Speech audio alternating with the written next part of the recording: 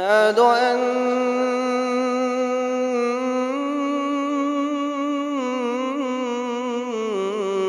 محمد رسول الله.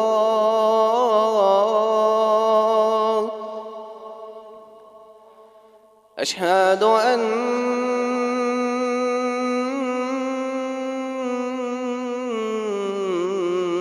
محمد رسول الله.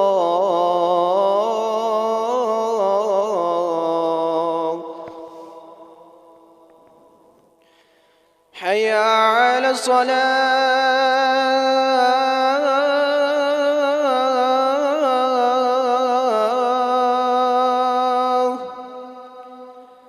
حي على الصلاة.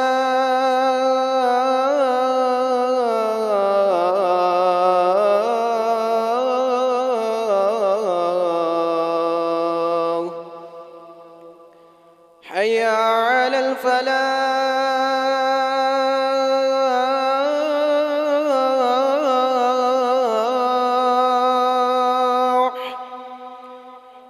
حي على الفلاح.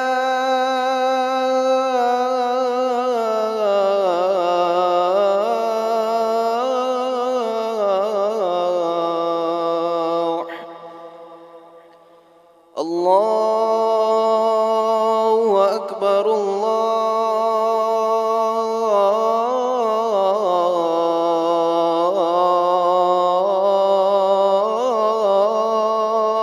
أكبر. لا إله إلا الله.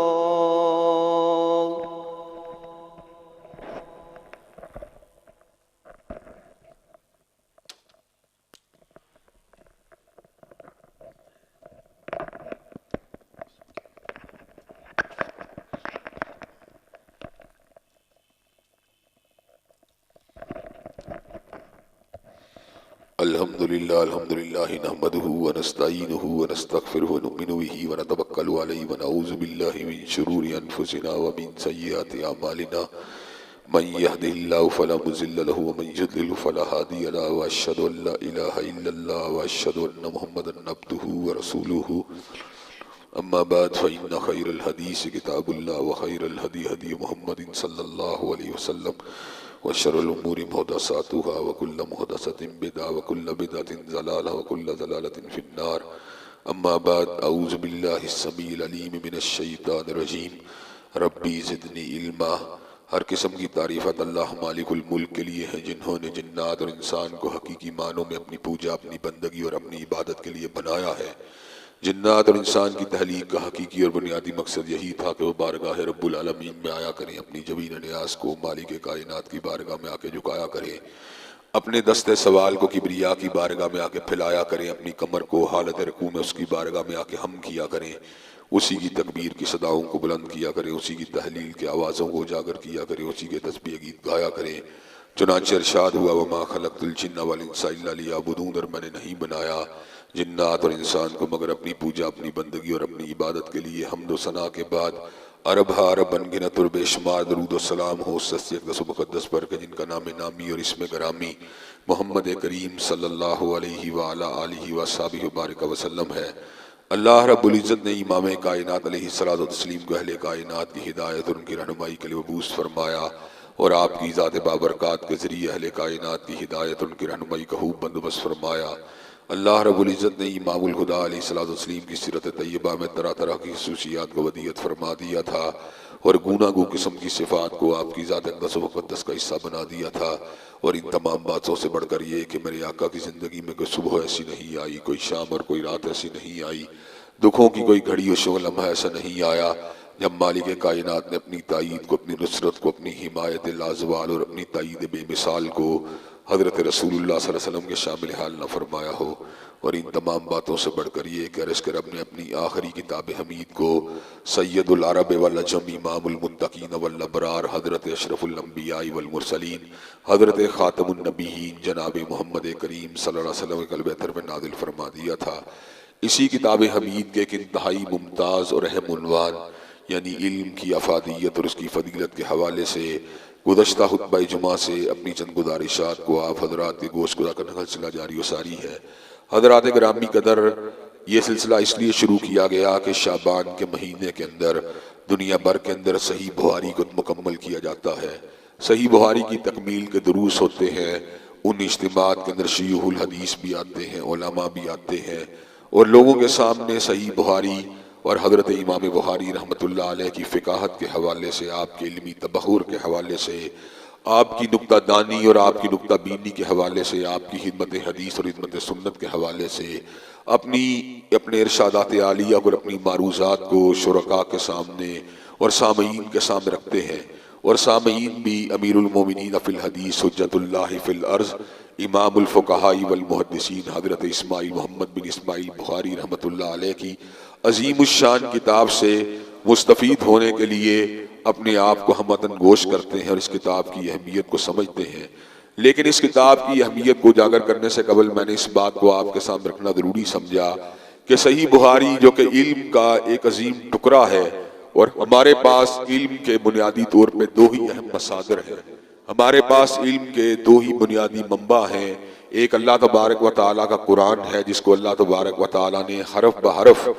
حضرت رسول اللہ صلی اللہ علیہ وسلم قلب اطہر میں نازل فرما دیا، اور دوسری اس قرآن مجید کی تشریحات ہیں جن کے مفہوم کو اللہ تبارک و تعالیٰ نے حضرت رسول اللہ صلی اللہ علیہ وسلم کے سینہ مبارک کے اوپر القاء فرما دیا۔ حضرت رسول اللہ صلی اللہ علیہ وسلم قرآن مجید کی تفسیر کو بیان کرتے رہے، توضیحات کو کرتے رہے، لوگوں کے سامنے قرآن مجید کے مطالب اور مفاہیم کو بیان کرتے رہے، اور قرآن مجید پہ عمل پیرا ہونے کا طریقہ ان کو سکھلاتے رہے۔ چنانچہ اللہ نے خود اعلان فرما دیا وَأَنزَلْنَا إِلَيْكَ الذِّكْرَ لِتُبَيِّنَ لِلنَّاسِ مَا نُزِّلَ إِلَيْهِمْ، ہم نے آپ کے اوپر ذکر کو اس لیے نازل فرمایا کہ آپ لوگوں کو بیان کریں جو ان کے لیے اتارا گیا ہے۔ تنہا اگر قرآن مجید ہمارے سامنے ایک کتاب کی شکل میں موجود ہوتا، ایک بک لیٹ کی شکل میں یا بک کی شکل میں موجود ہوتا، تو اس کے مفہوم کو اللہ تبارک و تعالیٰ کی منشا کے مطابق سمجھنا اور اس پہ عمل پیرا ہونا ہمارے لیے ممکن نہ تھا، اس لیے کہ قرآن مجید میں اجمالی باتیں بھی تھیں جن کی تصریحات کے لیے حضرت رسول اللہ صلی اللہ علیہ وسلم کے ارشادات عالیہ کو سمجھنا اور ان کے ساتھ تمسک کو اختیار کرنا انتہائی ضروری تھا۔ چنانچہ اللہ تبارک و تعالیٰ نے جہاں پر اپنی اطاعت کا حکم دیا، وہیں پر اس بات کا بھی حکم دیا کہ من یطع الرسول فقد اطاع اللہ، جس نے حضرت رسول اللہ صلی اللہ علیہ وسلم کی بات کو ماننا ہے، در حقیقت اس نے آپ کی بات کو نہیں ماننا بلکہ اس نے مالک کائنات کی بات کو ماننا ہے۔ ذات الہ تو ذات رسول سے جدا ہے، لیکن فرمان الہ فرمان رسول سے جدا نہیں ہے، اس لیے کہ اللہ تبارک و تعالیٰ کا علم جو کہ حقیقی علم ہے، اور اللہ تبارک و تعالیٰ کا علم جو ہر قسم کے نسیان اور سہو سے پاک علم ہے، جس کے بارے میں اللہ نے خود اعلان فرما دیا لا یضل ربی ولا ینسا، نہ میرا رب کبھی بھولا ہے نہ میرا رب کبھی گمراہ ہوا ہے۔ دوسرا مصدر حضرت رسول اللہ صلی اللہ علیہ وسلم کی ذات اقدس ہے، جنہوں نے علم کو حاصل کیا پروردگار عالم سے حاصل کیا۔ ہم نے علم کو حاصل کیا علماء سے حاصل کیا، شیوخ الحدیث سے حاصل کیا، حضرت علامہ شہید سے حاصل کیا، حضرت مفتی عبید اللہ عفیف سے حاصل کیا، انہوں نے علم کو حاصل کیا، حضرت حافظ محمد گوندلوی سے حاصل کیا، انہوں نے علم کو حاصل کیا، حافظ عبد المنان وزیر آبادی سے حاصل کیا، انہوں نے علم کو حاصل کیا، سید نذیر حسین محدث دہلوی سے حاصل کیا، انہوں نے علم کو حاصل کیا، حضرت شاہ اسحاق سے حاصل کیا، انہوں نے علم کو حاصل کیا، حضرت شاہ عبدالعزیز سے حاصل کیا، انہوں نے علم کو حاصل کیا، حضرت شاہ ولی اللہ سے حاصل کیا، انہوں نے علم کو حاصل کیا، حضرت شاہ عبد الرحیم سے حاصل کیا۔ بات بڑھتی بڑھتی امیر المومنین فی الحدیث حجت اللہ فی الارض حضرت امام بخاری تک پہنچی، آپ نے علم کو حاصل کیا۔ ترجمان سنت حضرت احمد ابن حنبل سے حاصل کیا، آپ نے علم کو حاصل کیا۔ حضرت امام علم و علم حضرت شافعی سے حاصل کیا، انہوں نے علم کو حاصل کیا۔ حضرت امام دار الہجرہ حضرت امام مالک سے حاصل کیا، انہوں نے علم کو حاصل کیا۔ شیخ القرہ حضرت امام نافع سے حاصل کیا، انہوں نے علم کو حاصل کیا۔ محدث امت حضرت عبداللہ ابن عمر سے حاصل کیا، انہوں نے علم کو حاصل کیا۔ حضرت رسول اللہ صلی اللہ علیہ وسلم سے حاصل کیا، لیکن جب حضور کی باری آئی، حضور نے علم کو حاصل کیا، نہ قولی سے حاصل کیا، نہ نصی سے حاصل کیا، نہ مکتب سے حاصل کیا، نہ مدرسے سے حاصل کیا۔ حضور نے علم کو حاصل کیا، نہ علماء سے حاصل کیا، نہ مشائخ سے حاصل کیا۔ حضور نے علم کو حاصل کیا۔ وما كنت تتلو من قبله من كتاب فلا تخطه بيمينك اذا لارتاب المبطلون بل هو آیات بینات فی صدور الذین اوتوا العلم. حضرت رسول اللہ نے علم کو حاصل کیا، علام الغیوب سے حاصل کیا، ستار الغیوب سے حاصل کیا، قابل التوب سے حاصل کیا، شدید العقاب سے حاصل کیا،